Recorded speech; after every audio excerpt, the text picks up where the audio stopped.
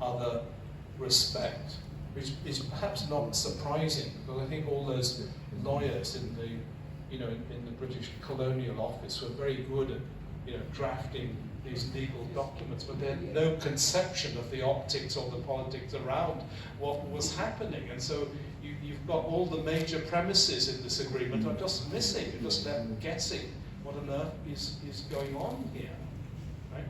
So I think this has, contributed to the dissatisfaction that people have felt and voiced and obscured the issues over the years. So let's move on to the next slide. So here we talk about,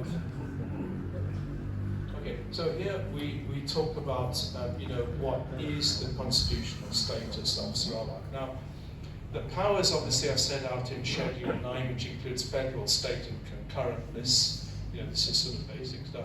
There's a supplemental list that was introduced for Sabah and Sarawak, a supplemental concurrent list as well for Sabah and Sarawak. And in addition to that, I had to go through immigration when I arrived at Kuching Airport. So that is actually, oddly, not in the Constitution, it's in the Immigration Act, but that is a sort of an extra power that because it's quite unusual, right? To go through immigration when moving from one part of the country to another, but there you go. We all know the reasons for that. So those are the powers. So there are some, there are extra powers exercised by Sabah and Sarawak compared with the 11 states of Semenanjung and Malaya. And so this is why we can describe the federal system in Malaysia as being asymmetrical, right? Because the powers of the states are not approximated to each other, they're different.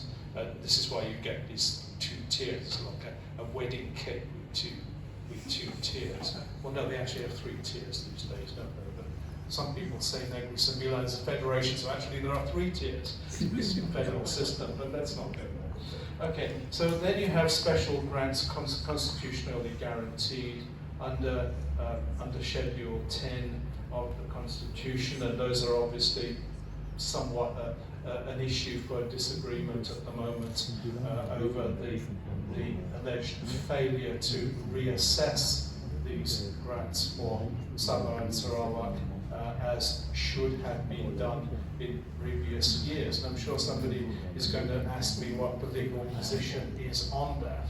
And I'm going to say, I don't know until the federal court pronounces on it.